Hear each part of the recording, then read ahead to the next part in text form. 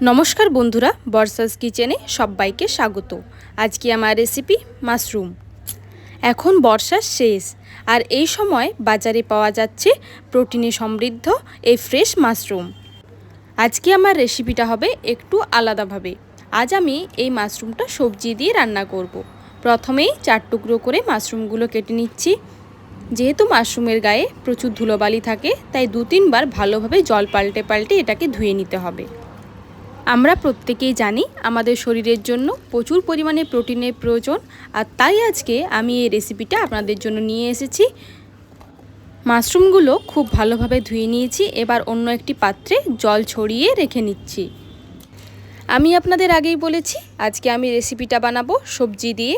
তার জন্য নিয়েছি আলু, পুঁই শাক আর নিয়েছি ঝিঙে, সব লম্বা লম্বা করে কেটে নিয়েছি। এবার আমি কড়াইতে দিয়ে দিচ্ছি সরষের তেল। তেলটা যখন গরম হয়ে যাবে তখন আলুগুলো এর মধ্যে দিয়ে দিচ্ছি।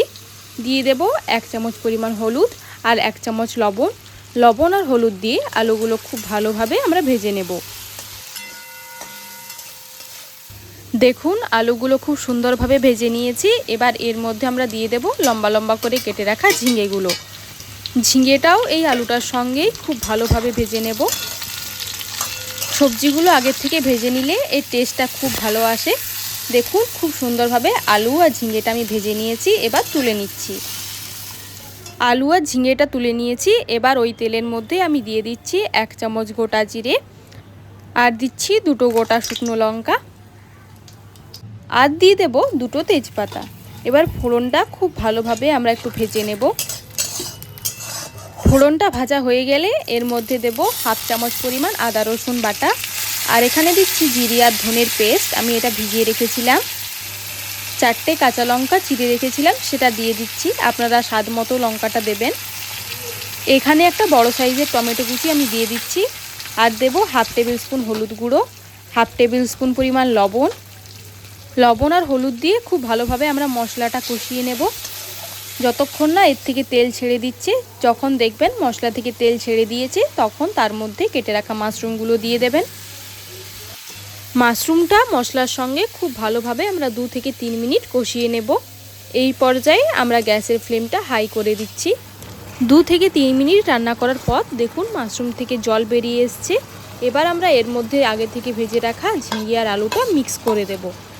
ঝিঙে আর আলুটাও মশলার সঙ্গে খুব ভালোভাবে একটু কষিয়ে নেব।